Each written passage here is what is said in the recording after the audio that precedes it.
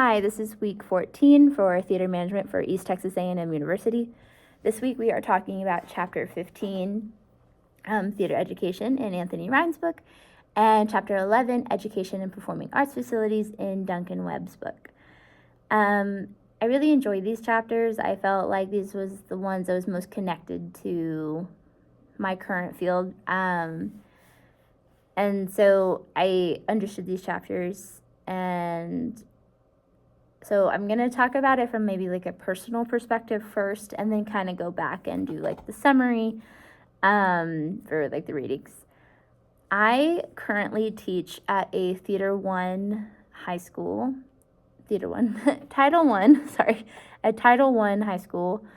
And so a lot of the kids, their first experience with theater is in high school. And so I kind of constantly feel like we are trying to like prove our value in education, not only to them, but to the adults in their lives, or even to like coworkers in this kind of, because it's kind of a small town idea. And so, and I kind of feel like that for the other fine arts as well. I won't speak on their behalf, but I feel like fine arts is constantly trying to prove its value, and it has such extreme value, and kids involved in the arts are students that have, whether they're high achieving or not, are more likely to attend school, are more likely to continue their education. And so I really feel like the fine arts in school is so important. I am taking my drama club on a field trip to see Dreamgirls, a musical, Amarillo Little Theater, which is what I did my midterm over, the community theater I did my midterm over.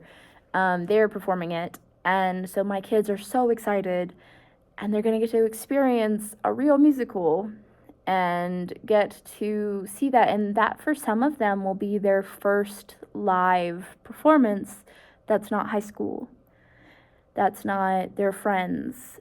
And so it's so valuable, whether they become theater artists themselves or not, but they'll become adults that might appreciate it and have their children appreciate it, or just have a general understanding about how the arts affects our daily lives.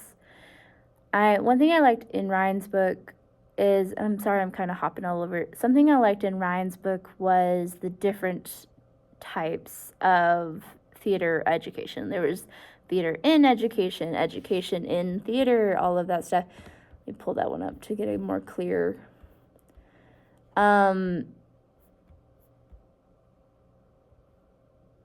Yeah, okay, it was a section that talked about arts education, arts engagement, and arts exposure. I really felt like each is beneficial, it's, so like arts education is them actively being taught. So that's kind of like what I do on a daily, right?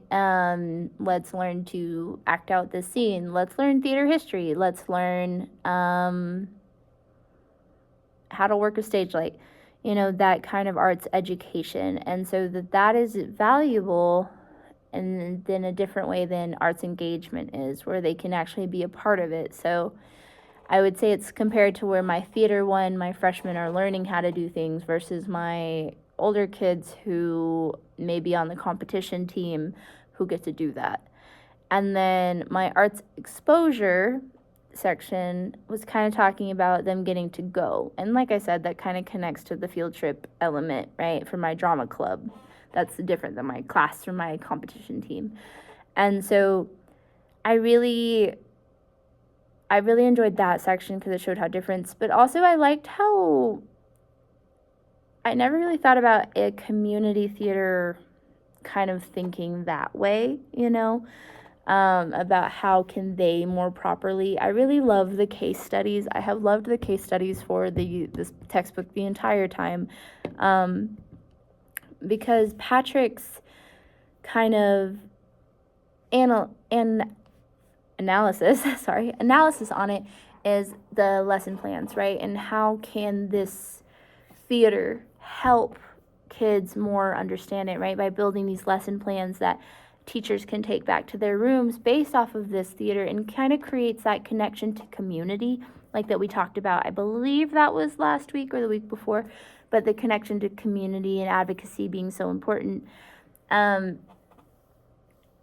really enjoyed that section over it, and I understand the not having the equipment element. So that was really interesting. I really like Ryan's book. In Webb's book, I felt like had great points. One thing I enjoy about Webb's book is the professionals that he very clearly had help him in these chapters. I enjoy how he brings in professionals from theater manager professionals, or people that work in symphonies, or theater educators, all that stuff. I really enjoyed these perspectives, like the ones from the Yerba Buena Center for Arts or the Performing Arts Center in downtown Newark. I really enjoyed those personal narratives in there, and how they have these particular programs and things that connect and just really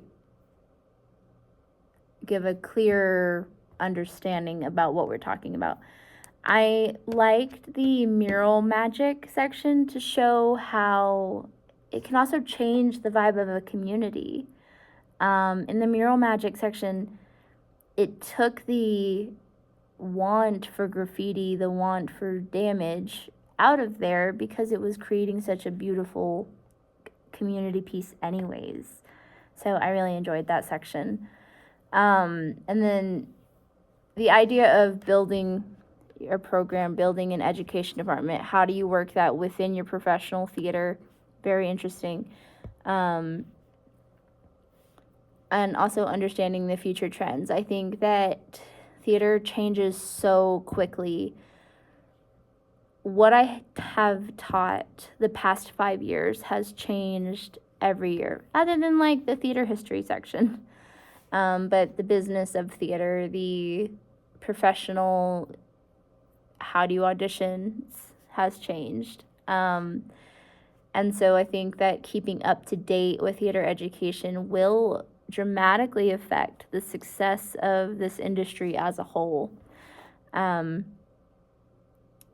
Yeah, so I really felt like those were interesting chapters and how they connect. And I feel like everybody watching this video understands the value of theater education and understands the value of fine arts education as a whole. And so, kind of preaching to the choir here, but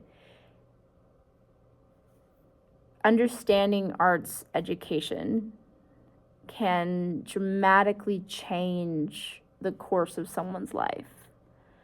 Not even necessarily that they're going to go into this field, but how culture and ideas and communication can be inspired in different ways. So I really enjoyed these chapters. And yeah, so I hope you had a lovely week. So I will see y'all next week. Bye-bye.